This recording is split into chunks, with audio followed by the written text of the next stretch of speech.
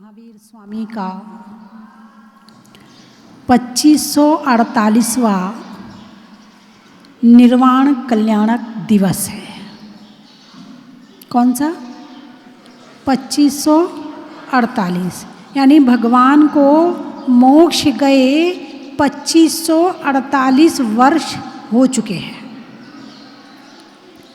आज के दिन से वो नया वर्ष भी तो प्रारंभ होता है। वीर संवत बोलते हैं, क्या बोलते हैं? वीर संवत बोलते हैं, है ना। नया वर्ष प्रारंभ होता है। जितने भी बही खाता हैं नए शुरू किए जाते हैं, बहुत सारी चीज़ किए जाते हैं। मोक्ष गई तो आपने हर बार सुना, लेकिन भगवान महावीर मोक्ष क्यों गए? भाई, आप धनवान होना चाहते हैं। क्यों होना चाहते हैं? क्योंकि संसार में धनवान का सम्मान है, इसलिए आप धनवान बनना चाहते हैं। आप सुंदर दिखना चाहते हैं। क्यों दिखना चाहते हैं? ताकि लोग तारीफ करेंगे, है ना। आप अच्छा भोजन बनाना चाहते हैं। अच्छा भोजन क्यों बनाते हो? क्योंकि खाने में आनंद आता है, इसलिए अच्छा भोजन बनाते हैं। और भी बहुत सारे काम करते हो, बड़ी मेहनत करते हो, संसार में रह के बड़ी मेहनत करते।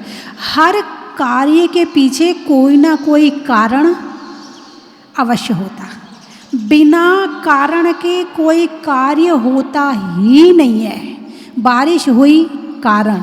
ठंड आई, कारण। गर्मी आई, कारण। तुम रोए, कारण। तुम हंसे, कारण। तुम भयभीत हुए, कारण। मतलब प्रत्येक कार्य के पीछे कोई ना कोई कारण अवश्य होता है। तो भगवान महावीर मोक्ष गए। क्यों गए? ऐसा क्या है मोक्ष में जो उन्होंने सारे संसार को छोड़ दिया, परिवार को छोड़ दिया, धन पैसा जमीन जायदाद सब छोड़ दिया? ऐसा क्या है मोक्ष में जो उन्हें दिखा और तुम्हें नहीं दिख रहा? तुम भक्त तो हो उनके, तुम भक्त तो हो उनके, मगर उन्हें जो दिखा था वो चीज़ तुम्हें देखे, वो तुम्हारी अभी आंख नहीं खुली है। जिस दिन वो चीज़ दिख जाएगी उस दिन तुम्हारा भी छूट जाएगा। अब क्यों गए आपसे पूछती हूँ, आप बताइए, भगवान महावीर मोक्ष क्यों गए? बोलेंगे आप लोग?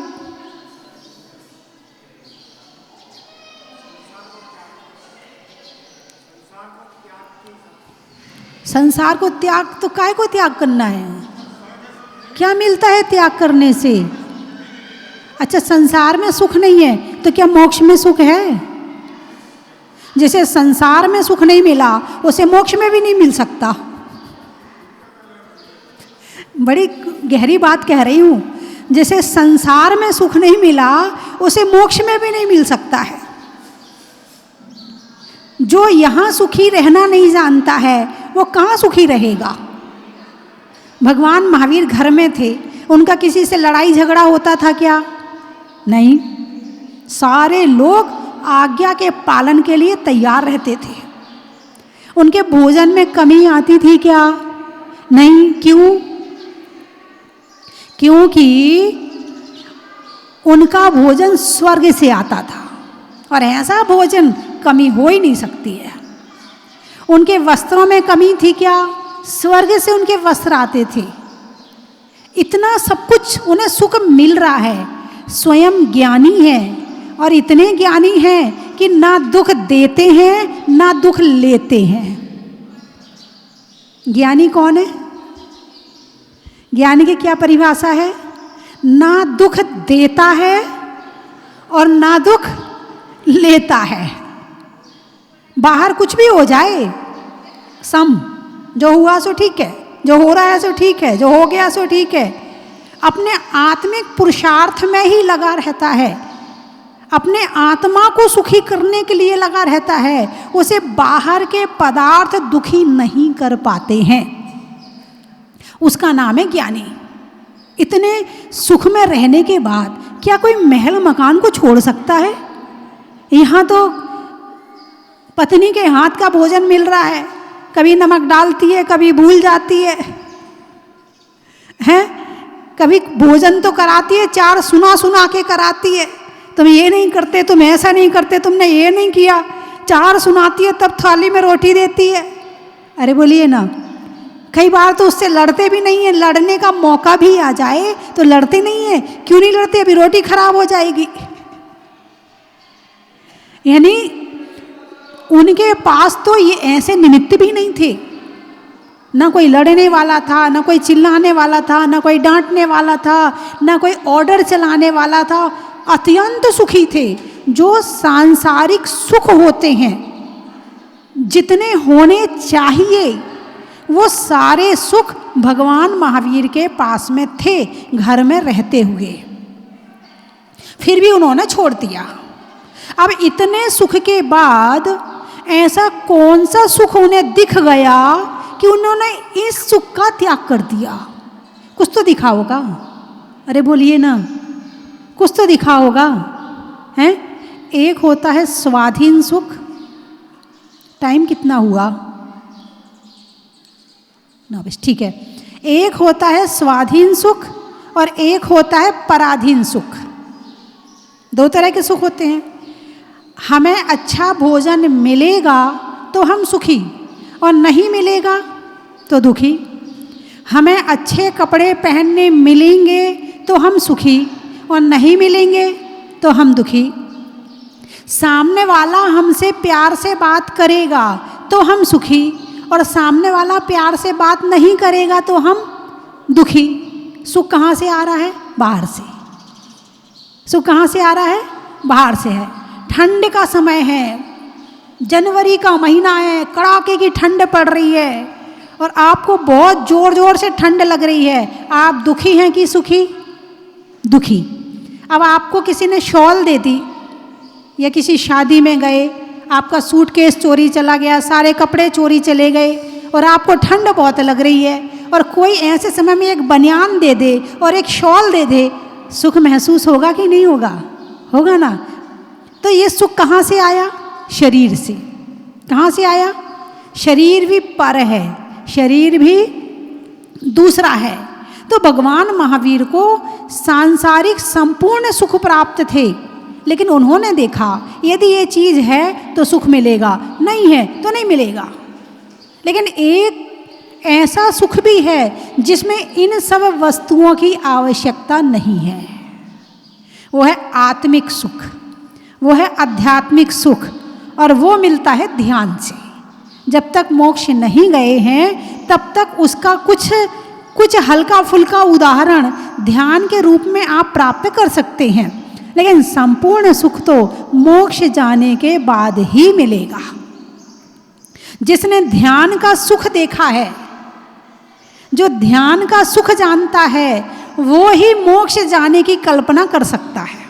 अभी कल्पना कर रहा कि जब इतना सा ध्यान लगाने में इतना आनंद मिलता है तो मोक्ष में कितना आनंद नहीं होगा। तो भगवान महावीर के मोक्ष जाने का कारण क्या रहा? वो रहा आत्मिक सुख, स्वाधीन सुख। कब तक मांगते रहेंगे दूसरों से? कब तक खाने से सुख मांगते रहेंगे? कब तक इस शरीर से सुख मांगते रहेंगे? कब तक हम सजने संवरने से सुख मांगते रहेंगे? और जब ध्यान लगाकर बैठ गए तो ना खाने की ज़रूरत है, ना पीने की ज़रूरत है, ना टीवी देखने की ज़रूरत है, ना मोबाइल की ज़रूरत है, ना परिवार की ज़रूरत है, ना शरीर की ज़रूरत है। परिवार, घर, मकान तो छोड़ो, ध्यान में इस शरीर की ज़रूरत भी नहीं है। यदि शरीर में ध्यान है तो ध्यान हो ही नहीं रहा है, और ध्यान आत्मा में लग गया, वो ध्यान है। अब आप पूछोगे कि ये ध्यान कैसे करें? आत्मा का ध्यान, आत्मा का स्वभाव ज्ञान और दर्शन है। क्या है? ज्ञान और दर्शन। आप बैठकर चिंतन मनन कर रहे हैं, आप ज्ञान में हैं। किस में हैं? अरे बोलिए ना। यदि बैठकर 12 भावनाओं का चिंतन कर रहे हैं, 10 धर्म का चिंतन कर रहे हैं, तो आप किस में हैं? ज्ञान में हैं। तो आत्मा को जानने के लिए किसको जानना पड़ेगा? ज्ञान को। यदि ज्ञान से अंदर घुसते हैं, समझना हम आत्मा में अंदर जा रहे हैं। आत्मा कोई एक डब्बा नहीं है कि उसके अंदर जाके घुस जाओ, ऐसा कोई डब्बा नहीं है। ज्ञान का चिंतन मनन में जो स्थित है वो आत्मा में स्थित है। बड़े रहस्य की बात है। अब भगवान महावीर को आध्यात्मिक सुख, आत्मिक सुख, स्वाधीन सुख की याद आई तो उन्होंने सब कुछ छोड़कर जंगल में जाकर आत्मा के ध्यान में लीन हो गए। ऐसा नहीं है कि उन्होंने अपना परिवार छोड़ा तो जंगल में जाकर वहाँ पशुओं को इकट्ठा कर लिया, उन्हें प्रवचन सुनाने लगे, उन्हें सुधारने लगे। नहीं, जंगल में जाकर वो आत्मा के ध्यान में लीन थे। अब मोक्ष में कितना सुख है, थोड़ी उसकी कल्पना कर लेते हैं। बता तो नहीं सकते हैं, जो मोक्ष गया है वो ही बता सकता कि मोक्ष में कितना सुख है। एक कल्पना करते हैं कि जितने मनुष्य हैं, आप लोगों के पास सुख है कि नहीं है? है ना? सुख भाई, दुख कोई दो चार होंगे और सुख हजार हैं। ये बात अलग है कि दुख महसूस करते हैं, सुख महसूस नहीं करते। जो सुख हमारा चला गया है हम उससे दुखी हैं, और जो सुख हमारे पास में है हम उससे सुखी नहीं हैं। बोलिए ऐसा है कि नहीं है? है ना? तो जितने धरती पर मनुष्य हैं, जितने ढाई द्वीप में, अकेले जो अपना जैसे हम विश्व कहते हैं उनकी बात नहीं है, जितने भी ढाई द्वीप में मनुष्य हैं उन सबके सुखों को इकट्ठा, उनके अनुभव को इकट्ठा करके रखा जाए। फिर स्वर्ग में जितने देवता हैं, सौधर्मेंद्र, ईशान इंद्र, करोड़ों अरबों देवी देवता हैं, स्वर्ग में सुख है कि नहीं है? अरे जोर से बोलिए ना। है? कितना है? मनुष्य के बराबर है या मनुष्य से ज़्यादा है? बहुत ज़्यादा है, बहुत ज़्यादा है, थोड़ा नहीं। मनुष्य की अपेक्षा स्वर्गों का सुख अत्यंत जरूरी भी है और ज़्यादा भी है। अब जितना सौधर्मेंद्र, अब सौधर्मेंद्र को आप क्या मानते? दुखी होएगा वो? कितने भगवान का जन्माभिषेक करता है, कितने कल्याणक मनाता है, कितना सुखी है वो। ऐसे सौधर्मेंद्र, ईशान, जितने 16 सर के इंद्र हैं, भवनवासी देव हैं, उनके इंद्र हैं, उन सभी स्वर्गों के देवी देवता का सुख इकट्ठा करके एक जगह रखा जाए। त्रियंच गति में सुख है कि नहीं है? सोचो सोचो, तुम भी तो थोड़ा अपना दिमाग लगाओ। सारा मैं क्यों लगाऊं? थोड़ा तुम भी अपना लगाओ। त्रियंचों में सुख है कि नहीं है? अब भाई एक गाय है, बैल है, उसका मालिक बड़ा अच्छा है, छाया में रखा है, हरी हरी घास खिलाता है, हैं? हाँ, और जहाँ रखा है गर्मी में पंखा भी लगा देता है। बहुत से जीव हैं जहाँ पर पशुओं के लिए पंखे भी लगे हैं, पंखा भी लगा देता है, साफ सुथरा रखता है। तो सुख है कि नहीं है? सुख तो है ना। कैसी जगह में रहना चाहते? साफ सुथरी जगह में रहना चाहते, जो खाने को अच्छा मिल रहा है। भाई तुम्हें तुम्हारे व्यंजन मिल रहे हैं, गाय भैंस के व्यंजन तो हरी घास है। अब उसको चाहे हरी घास को व्यंजन कह लो चाहे कुछ भी, उसको तो देखते ही उसके मुंह में पानी आ जाता है। तो जिसको देखते उसके मुंह में पानी आ जाए उसका व्यंजन तो वही है, उसे हरी हरी घास खाने मिल रही। आजकल तो कुत्तों की बड़ी सेवा हो रही है, उनके शैम्पू अलग से, उनकी बिस्किट अलग से, उसके लिए एक नौकर अलग लगाया जाता। बच्चे के लिए नौकर हो ना हो ये बात की बात है, लेकिन कुत्ते के लिए नौकर लगाया जाता है, एसी कमरा किया जाता है, मालकिन की गोद में बैठता है, दिन भर उस पर हाथ फेरा जाता है। खुशी मिलती नहीं मिलती है? मिलती ना। फिर वो कुत्ता भी क्या करता? खुश होके पूंछ हिलाता है। अरे ये पूंछ हिलवाने के लिए तो इतनी मेहनत हो रही है। तो कुत्तों की भी सेवा होती। किसी घर में तोता होता है तो तोते को मिर्ची खिलाता है, काजू खिलाता है, किशमिश खिलाता, वो भी सुखी है। भाई जो जिस कैटेगरी का उच्च सुख है वो उसे प्राप्त है। त्रियंच गति में इतना ही सुख मिल सकता है, इससे ज़्यादा नहीं मिल सकता, तो उसे मिल रहा है तो वो भी सुखी है। तो जितना उनको सुख है भले कम है, लेकिन उनका सुख भी इकट्ठा करो। अब बचे नारकी। कौन बचे? नारकी। नारकियों को सुख है क्या? उन्हें सुख नहीं। उनकी मान सकती हूँ कि उनके पास में एक पलक झपकने के बराबर समय भी सुख नहीं रहता है, उनकी मान सकती हूँ मैं कि नारकियों में बिल्कुल सुख नहीं है। तो 3 गति के जीवों के सुख को इकट्ठा करो और एक सिद्ध भगवान के सुख को एक तराजू पे रखो, तो सांसारिक सुख इतना आएगा और सिद्ध भगवान का सुख इतना आएगा। एक सिद्ध भगवान का, एक का मतलब संपूर्ण लोक के सुखी जीवों का, सांसारिक जीवों का सुख इकट्ठा किया और एक सिद्ध भगवान का सुख देखा, तो एक सिद्ध भगवान का सुख ज्यादा है। और ये बात जब भगवान महावीर के समझ में आई, ये बात जब भगवान महावीर को ज्ञान में आई, सब छोड़ दिया। नहीं करनी शादी मुझे, नहीं रहना मुझे संसार में, नहीं करना मुझे कुछ भी, और चले गए वो दीक्षा लेकर वन में। ध्यान किया, ध्यान से कर्मों का नाश होता है।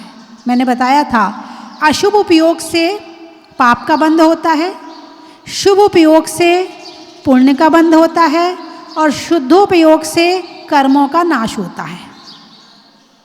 कर्मों का नाश होता है। जितने पड़े हुए पुराने कर्म हैं वो झड़ने लगते हैं। यानी जैसे आपकी पेटी है, आपकी पेटी में धन डाल रहे हैं और निकाल रहे हैं, डालते और निकालते रहेंगे तो पेटी का धन खत्म होने वाला नहीं है, और निकालना शुरू कर दिया तो खत्म हो जाएगा। ऐसे ही अशुभ उपयोग और शुभ उपयोग में कर्म आ रहे हैं और कर्म जा रहे हैं, लेकिन शुद्धोपयोग में कर्म जा रहे हैं, झड़ रहे हैं, निर्जरा हो रही है, और थोड़ी नहीं बहुत ज़्यादा। और इस तरह 12 वर्ष तप किया। कितने वर्ष? 12 वर्ष। 12 वर्ष तप करने के बाद भगवान को केवल ज्ञान की प्राप्ति हुई। फिर 30 वर्ष तक उनका समोशरण भ्रमण करता रहा और लोगों को शिक्षा देता रहा, उपदेश देता रहा, कल्याण करता रहा, सद्मार्ग दिखाता रहा, सबके दुख दूर करता रहा। समोशरण में भ्रमण करते हुए समोशरण लगता रहा, जगह जगह भगवान का विहार भी चलता रहा, और सौधर्मेंद्र उनकी सेवा में लगा रहा। कितने वर्ष? 30 वर्ष। 30 वर्ष की आयु में दीक्षा ली थी, 12 वर्ष में केवल ज्ञान हुआ और 30 वर्ष भ्रमण किया। कितने दिन हो गए? कितने वर्ष हो गए? 72 वर्ष। कितनी आयु थी भगवान की? 72 वर्ष की आयु थी। तो इस तरह से 72 वर्ष में भगवान महावीर को मोक्ष की प्राप्ति हुई और उन्होंने उस सिद्धालय के अनंत सुख को प्राप्त किया। सुख सिद्धालय में नहीं है। तुम सोचो कि वहाँ पहुँच जाएंगे तो वहाँ सुख मिल जाएगा, नहीं, सुख आत्मा में है। सुख कहाँ है? आत्मा में है। भाई आप सोचो कि आप यहाँ से कहीं जा रहे हो, वहाँ सुख मिल जाएगा, तो गारंटी है कि वहाँ जाके सुख मिल जाएगा? सुख स्थान में नहीं होता है, सुख आत्मा में होता है। सिद्धालय में रहते जरूर हैं, लेकिन सिद्धालय में रहते हुए भी अपनी आत्मा में रहते हैं। मेरी बात समझ में आई कि नहीं आई? अच्छा ये बताओ, सिद्ध भगवान कहाँ रहते हैं? बोलिए ना, मैंने अभी तो बताया। सिद्ध भगवान कहाँ रहते हैं? जोर से बोलिए। सिद्ध भगवान कहाँ रहते हैं? भगवान महावीर कहाँ हैं?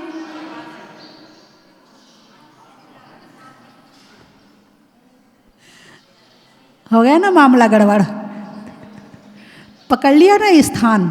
अभी मैंने दोनों बातें बताई थी कि भगवान सिद्धालय में रहते हैं, लेकिन सिद्धालय में नहीं रहते हैं, वो अपनी आत्मा में रहते हैं। बात ही नहीं समझ में आती आत्मा की। आत्मा की बात अंदर ही नहीं घुसती है। अभी गृहस्थी की बात करूं, देखो कैसी सटासट अंदर जाएगी।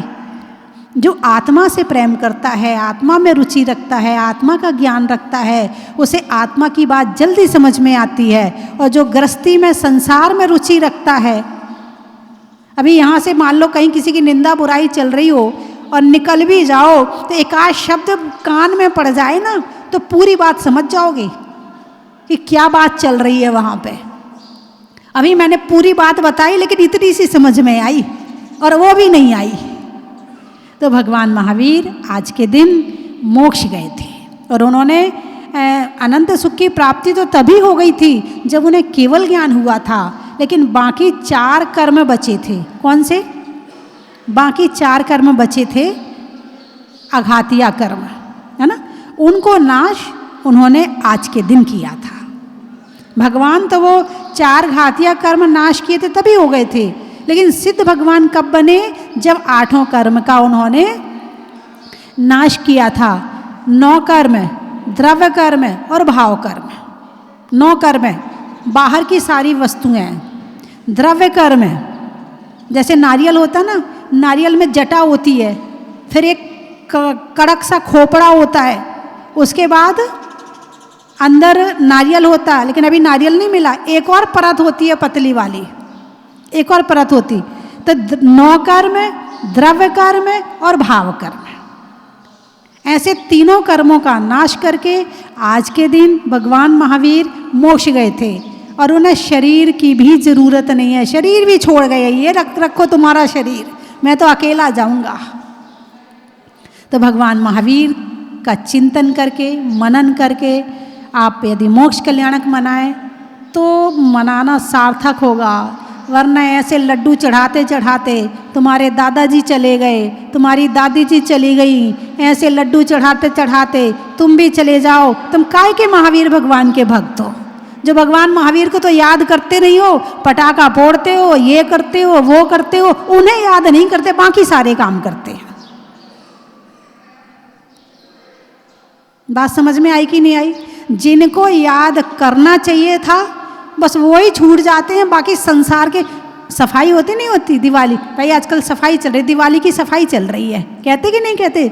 आस पड़ोस में जब शाम को जाते हो, मिलते जुलते हो, किसी से फोन पे बात करते तो क्या कहते? दिवाली की सफाई चल रही है। अरे भगवान महावीर ने कर्मों की सफाई करी थी और तुम घर की सफाई में लग गए। भगवान महावीर ने आत्मा में ज्ञान का दीपक जलाया था, तुम बाहर के दीपक जलाने में लग गए। भगवान महावीर ने मोक्ष की प्राप्ति करी थी और तुम सजने संवरने में लग गए। सबसे बढ़िया साड़ी दिवाली के दिन, सबसे बढ़िया ज्वेलरी दिवाली के दिन, जितना दिखावा कर सकते हैं। शायद मुझे की ज़रूरत नहीं है क्योंकि आप लोग इस मामले को ज़्यादा जानते हैं, है ना। और बड़ा अच्छा लगा आज दिवाली के दिन बड़ी दूर दूर से लोग आकर जहाजपुर में दिवाली मना रहे हैं, बहुत अच्छा लगा। कम से कम थोड़ा तो अर्थ समझा कि दिवाली का क्या अर्थ है। घर के दीप तो अनंत काल से जलाए होंगे, अब एक बार जाके प्रभु के चरणों में ऐसा दीपक जलाएं कि आत्मा में ज्ञान का दीपक जल जाए।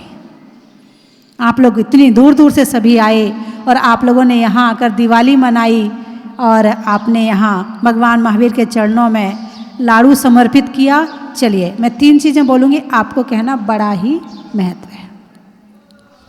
अभी आप बताएंगे कि आपको दिवाली में आज यहाँ कैसा लगा, ठीक है।